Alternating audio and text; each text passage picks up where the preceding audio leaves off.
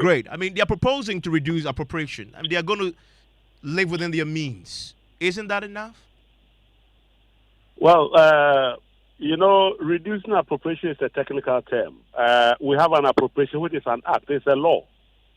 So if you think that the amount of money that you are going to spend, you want to reduce it, you must come by law and get an amendment to the appropriation.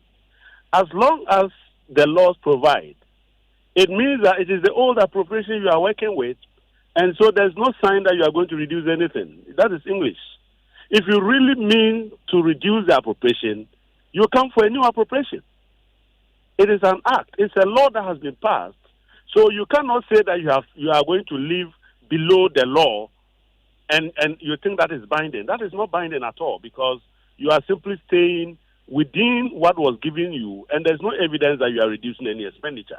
But let me also tell you that you already budgeted a lot of money for debt service, amounting to over 100 billion Ghana cedis.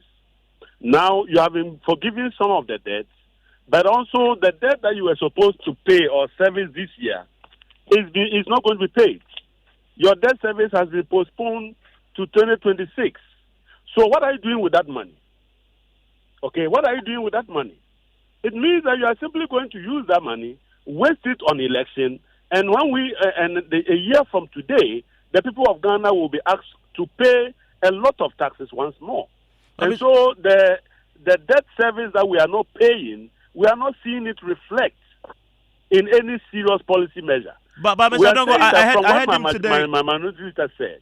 I heard him today list a whole this, raft of roads that they will complete with the monies that they have. Oh, but those roads were already programmed. They are not new roads. They were already programmed in the budget. Okay? It is not as if suddenly you are going to do something extraordinary. It's already in the budget.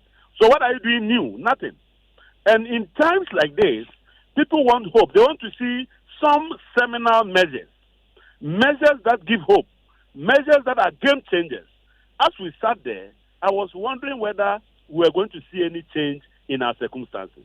In the end, the cedi is still selling at the dollar is already selling almost around 16 cedis to the dollar. We haven't seen anything that is bringing that down. We are already buying diesel and petrol across 15. Okay, you are not giving me any measures that will tell the ordinary Ghanaian that you are going to do something so significant and seminal that we should expect improvement in our life, except the English that you always speak. And any time you come to speak those English, we know the outcome. The outcome is misery, the outcome is hardship, and the outcome almost invariably is that you become debt distressed and you cannot pay your debt. Let me point you to one. When I listen to that, let me point you to one item. There's one item that he mentions, though, that addresses part of the issues that you raised. He says the cabinet has approved the disbursement of an additional 1.5 billion cedis to settle outstanding claims relating to the financial management companies. At least that's something, is it not? No, it's not new money. In the budget, find out how much did they budget for financial sector cleanup. They budgeted in excess of 5 billion for the financial sector, including the recapitalization of NIB. And you are talking about 1.2. That means you are even not close to half of the money that you need to solve the problem. And yet, that was what was budgeted, not 1.2. So 1.2 is not additional expenditure. It is not anything new. It is what you say you will do, that you are now reporting that, as we speak, your execution is far behind schedule, and that you have failed in providing the finances upfront for the financial sector to be safe. How can that be an achievement?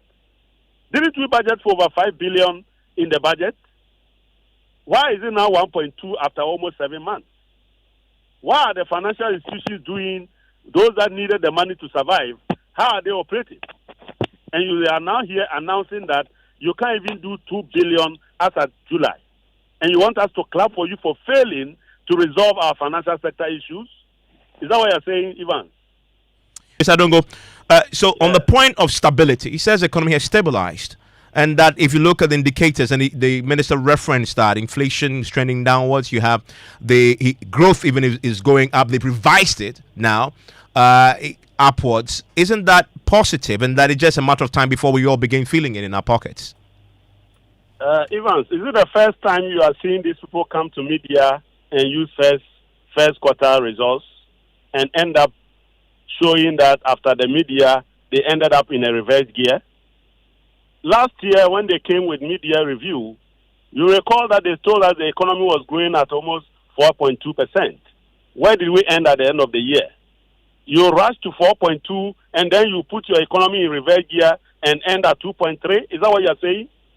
So these people, when they are coming to do media, don't trust those numbers, because those numbers, they don't mean anything. Okay? At the end of the year, you will see the true size of the flock. But I've heard him mention that they are spending on what do they call it? Social programs.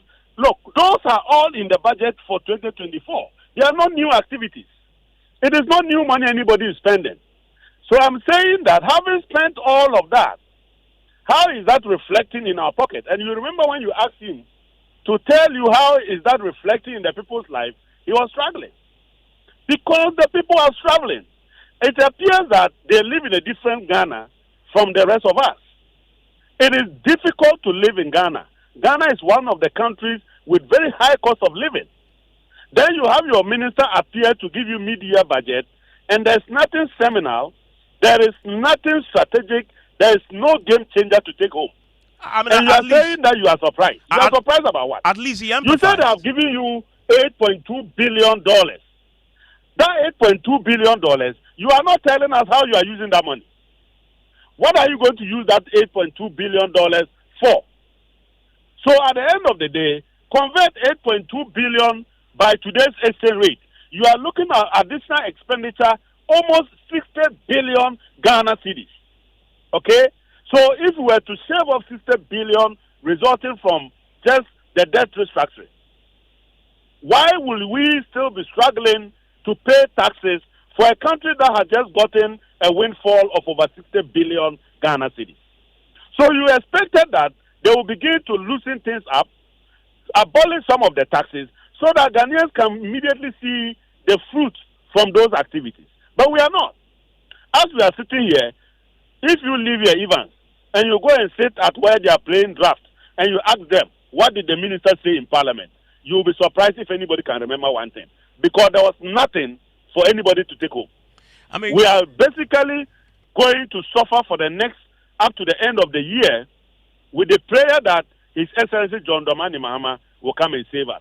No wonder you see their flag bearer now talking about, come and tell us how you help the poor. Come and tell us how you solve the problem of the youth. You say that you give them mobile phones and they'll pay 1 city, 2 cities, 2 cities. You think we are still in the era of one village, one dam, one this, and then we'll fall for it? You know that can never happen. Do you know how much an iPhone costs?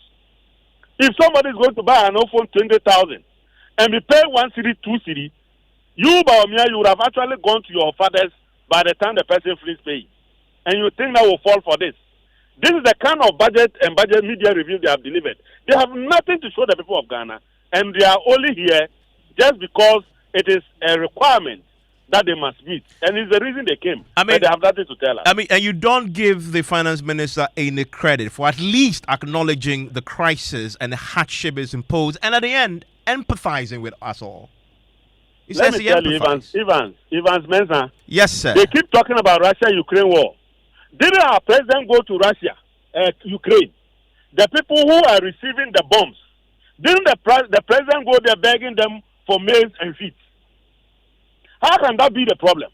The people you claim, they bomb their country to affect you. Those countries that they have bombed them and they can't even have a place to sleep, they are the people that their economy is so better than you that the president is down there asking them to give him food to come and give to the people of Ghana. And you take this cock and bull story, they've messed up. And the people of Ghana are tired of the excuses. They should deal with the problem and stop the excuses. Thank you very much, Isaac Adongo. He's a ranking member on the Finance Committee